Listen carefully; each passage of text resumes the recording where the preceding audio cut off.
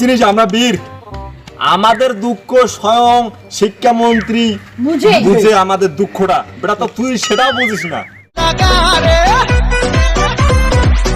এদি বলে দেখছে অন্তর কাকু, এদি বলে মোল্লা কোচিং, এদি বলে আর করে বলে কি অধিকারী, একেবারে সেই রকম বীরে সারা বছর পরীক্ষা দেওয়ার পর দেখেছি জিরো।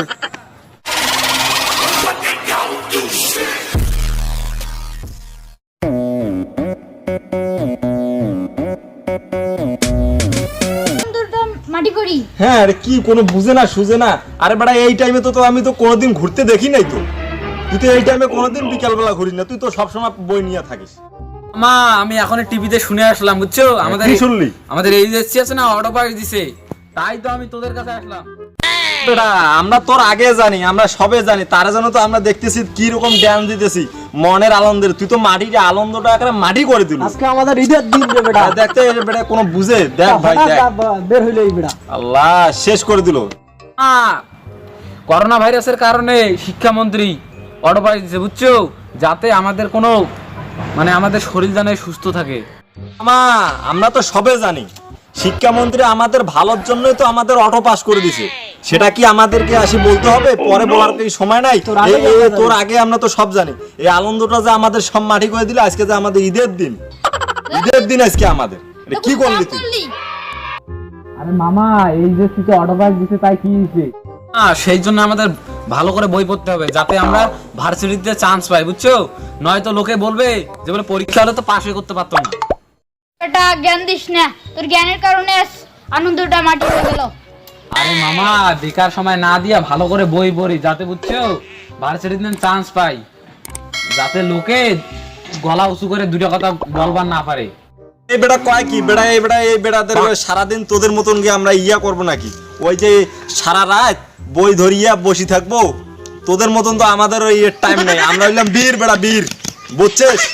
এই বেটা বল নাকি আমরা ফেল করবো? এই বেটা আমরা ফেল করবো না, ফেল করা লোক তুই জানিস বেটা, চিনিস আমরা বীর, আমাদের দুঃখ স্বয়ং শিক্ষামন্ত্রী বুঝে আমাদের দুঃখটা। বেটা তো তুই সেটাও বুঝিস না। বেটা কি আর তোদের মতন তো পড়ার আমাদের টাইম নাই। ওই যে সারা রাত বই কেন ধরিয়ে পড়ার টাইম নেই। আমরা যাবো পরীক্ষার হল আর লিখবো পাস, আর দেখবি অবশেষে আমরা ভার্সিটি তো ভর্তি হয়ে গেছি। তোক তো দেখি ওই 1 বছর পরীক্ষার আগ থেকে ওই যে সারা জীবন ওই যে প্রাইভেট কোচিং, এদি বলে দেখছে অন্তর কাকু, এদি বলে মোল্লা কোচিং, এদি বলে আর করে বলে কি অধিকারী, একেবারে সেই রকম বীরে সারা বছর পরীক্ষা দেওয়ার পর দেখেছি জিরো। হিরো তো আর হওয়ার পারো না। আমাদেরকে দেখ, আমাদের চেহারা দেখ একটু, ঠিক আছে? আমরা হলাম খামদানি বংশ বুঝছিস? আমরা বীরের মতন পরীক্ষার সেন্টার যাব, পরীক্ষা দেব, আর ধাপাধাপ মানে কোশ্চেন পাওয়া মানে কি ধাপাধাপ লিখবো আর খালি বীরের মতন বাড়ি আসবো। তোদের মতন ওই সারা জীবন পরিবার আমাদের টাইম নেই। রেজাল্ট আসবে দেখবি পাস, আর রেজাল্ট আসবি পাস। কিছু আরে মামা এখন জ্ঞান দিবার লাগবে না, আমরা স্বাধীন মনের মানুষ, আমাদের স্বাধীন থাকতে দে। যা এখান থেকে যা, জ্ঞান দিস না যা। তোর জ্ঞান শুনতে ইচ্ছে করে না? জ্ঞান শুনতে তুই এত আমাদেরকে কি বলিস? পরীক্ষা কি? পরীক্ষা তো সৃজনশীল। যাবো ধাপাধাপ লিখবো, তোর দাদার নাম দিয়ে শুরু করবো, তোর নাম দিয়ে শেষ করবো, বেটা বুঝছিস? এইটা হলো সৃজনশীল প্রশ্ন। আর এত টেনশন করার কোনো দরকার নেই বেটা, এত পেশাল পারিস কেন? কি বিষয়টা সাধারণ একটা বিষয়। বেটা শিক্ষামন্ত্রী আমাদের দুঃখ বুঝি, তাও বেটা তুই আমাদের দুঃখ বুঝলি না বেটা। তোরা আমার সাথে এরকম করতেছিস কেন? আমি কি তোদের কোনো ক্ষতি করেছিস নাকি? আমাদের কি ক্ষতি করছি বেটা? তোর আমরা কি ক্ষতি করছি বেটা? তোর আল্লাহ করবে বিচার বেটা বুঝছিস? তো আমাদের আজকের ফিলিংস নষ্ট, আজকের আমাদের ঈদের দিনটা এত সেই আনন্দটা তুই তো সব নষ্ট করে দিছিস বেটা। আরে মামা এই যে তুই ফিলিংসটা নষ্ট করে দিছে, তো একেও আমাদের সাথে ড্যাশ করতে বাহ তোর কথা দে তামুদ রে। ইয়ার দেখো দেখো আগে এলাইতে ড্যাশ দিতে হবে, এখনই ড্যাশ দিতে হবে। মামা না না এই দেখো ড্যাশ দিলে তো দিতে হবে। এই 1 2 3 মিউজিকে।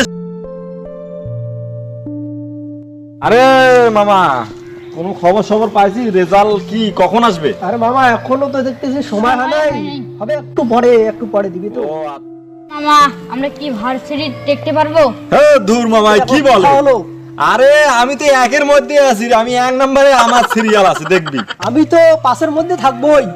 তাই নাকি? জি বন্ধু। তোরা যদি আসিস তা আমি তো 2-3 এর মধ্যে থাকবোই। ও ভালো, সাবাস দারুণ সাবাস ভালো। আমার মিষ্টি, বন্ধুরা। মিষ্টি, মিষ্টি হ্যাঁ খাবার। মিষ্টি মুখ তো খাবারের রেজাল্টটা একটু আসার সময়টা দে না রে। ওটা তো অবশ্যই আর হবে। দেখ না আমরা বীর পরীক্ষা দিছি না বেটা, দেখতে হবে বেটা।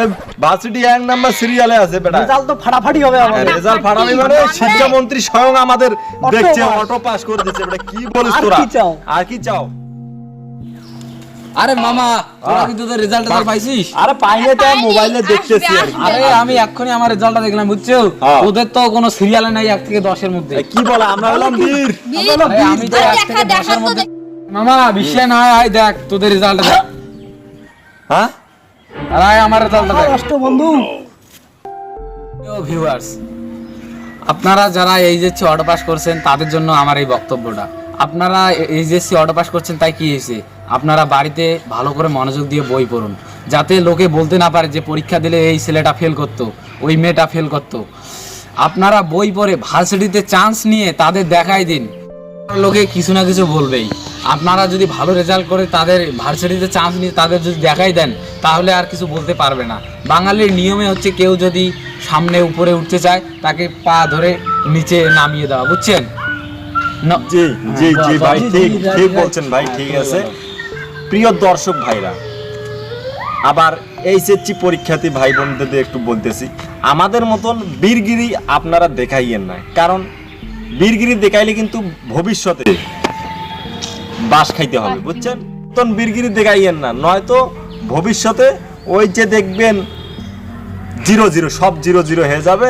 তাই আপনারা ভালোভাবে পড়াশোনা করে পরীক্ষা দেন ভার্সিটির চান্স নেওয়ার জন্য। আর আমাদের ভিডিও আর আমাদের ভিডিওটা ভালো লাগলে ভালো লাইক কমেন্ট করবেন অবশ্যই, সাবস্ক্রাইব চ্যানেলটি সাবস্ক্রাইব ভুলবেন করবেন না। বলবেন না। আর বেশি বেশি শেয়ার করবেন। সবাই ভালো থাকবেন, সুস্থ থাকবেন।